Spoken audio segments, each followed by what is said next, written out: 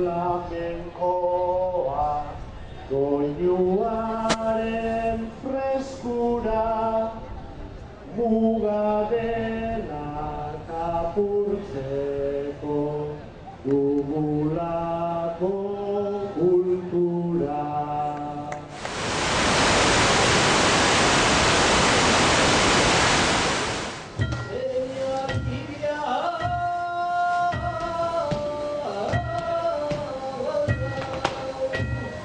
Aste nagusian txosnagune hau ekitaldiz josita dator eta gaur arratsaldeko 6:30 txalaparta festa izango dugu.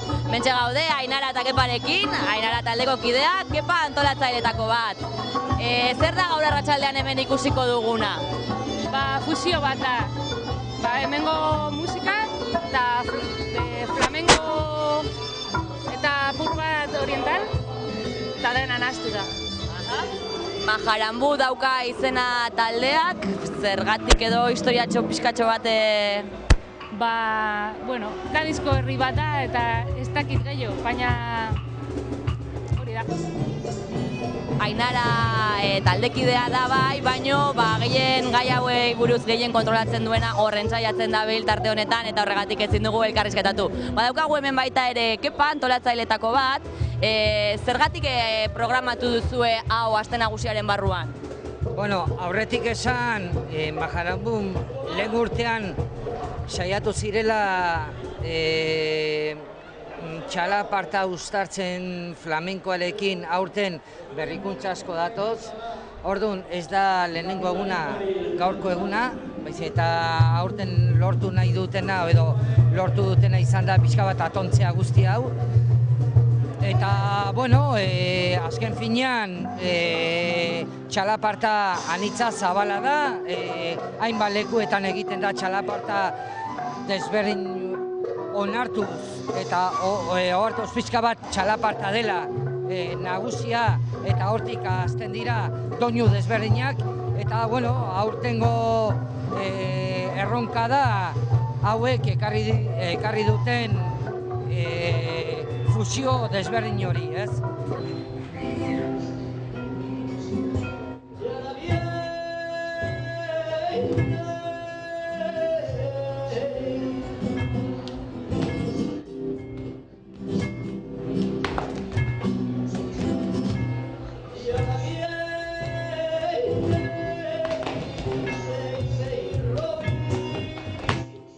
Nola aurkeztuko zenukete taldearen musika?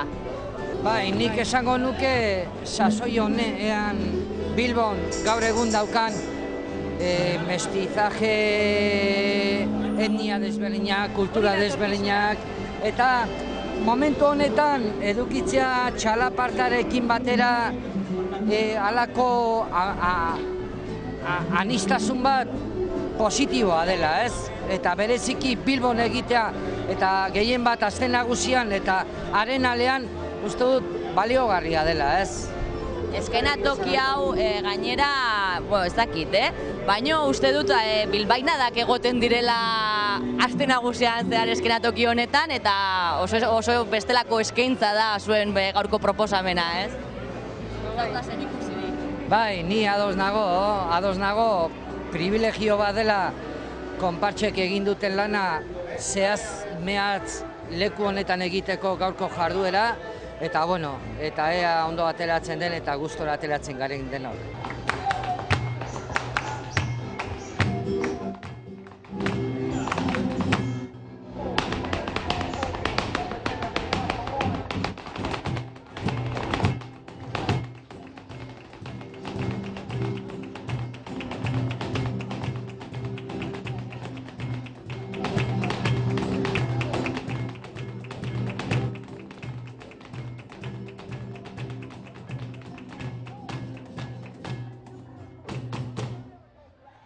Kontzertua zabaltzeko bertso bat bota duzu, fusioa, mestizajea aipatu dituzu, hori da entzun dezakeguna oraintxe bertan.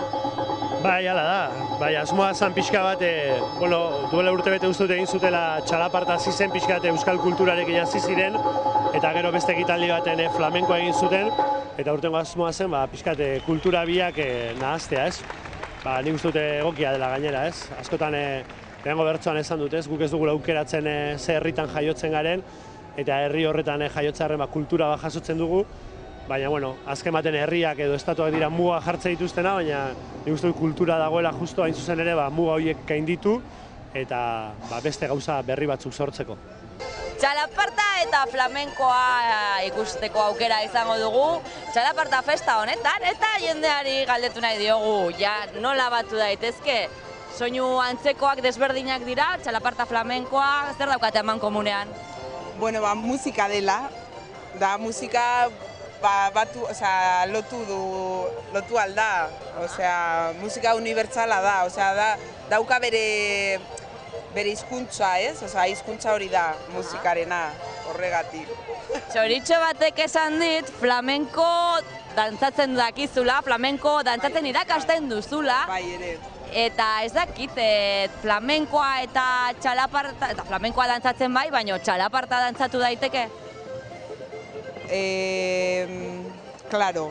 Ezkin finean txalaparta egiten duena da, musika edo erritmo bat jarraitu aldu, ez? Eta zuk dantzatzen dozunean, ere musika jarraitzen dozu.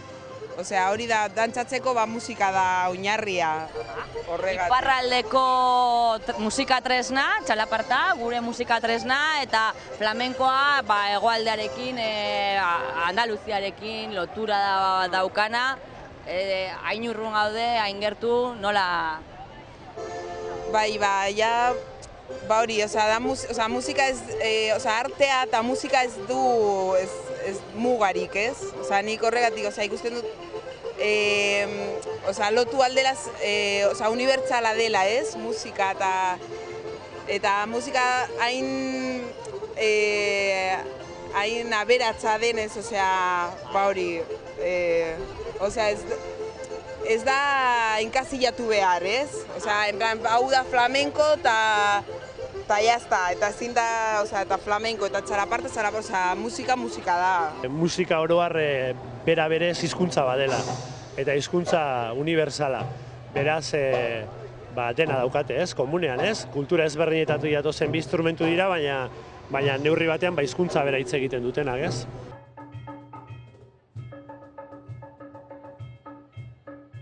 Bukatzeko ez dakit, baina favoretxo bat, pausutxuren bat ez dakit irakatsiko didazun edo. Beitu, badauzkagu palmeroak eta guzti. Ea, bota!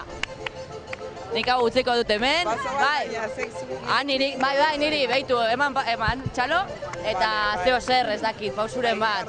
Pan, takatakan, pan, tan, tan. Ene! Saiatuko gara. Mikroa hemen hartuko dut. Hartu.